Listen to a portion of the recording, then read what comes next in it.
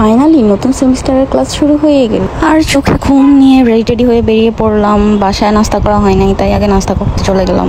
আজ 8:30 থেকে একদম দুপুর পর্যন্ত ক্লাস, তো ক্লাসের মাঝখানে ব্রেকও নাই, তাই আগে ভাগে একটু খেয়ে নিতেছিলাম। অর্ডার করেছিলাম ডাল পরোটার ডিম, সাথে এখানে খিচুড়িও ছিল। ওদের ডালটা যে কি মজা! আমি ডালের উপরে একদম লেবু চিপে নিতেছিলাম, এটা আরো মজা লাগে। তো খেয়ে চলে গেলাম মেট্রো স্টেশনে। তারপর আমি ট্রেনের জন্য ওয়েট করতেছিলাম বসে বসে। এখন বাজে 8:15, বেশি সময়ও নাই।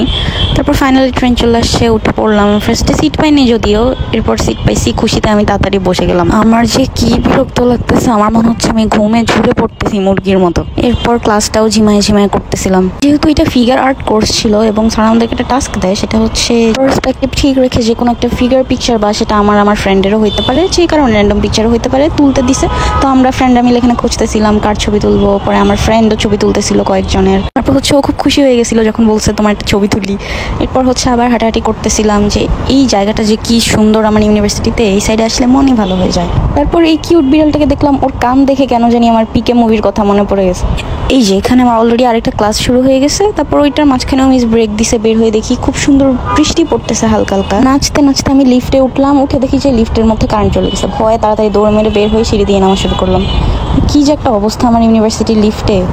এরপর হালকা পাতলা কিছু খাইলাম, খেয়ে হচ্ছে একটু ঘুরে ফিরে আবার ক্লাসে আসলাম। আবার আমার খুব ঘুম আসতেছিল, জানি না কেন। এত ঘুম পাইলে আমি এই সেমিস্টারে লাড্ডু গুড্ডু পাবো আমি জানি। তারপর ক্লাস শেষ করে বাসায় চলে যাইতেছি।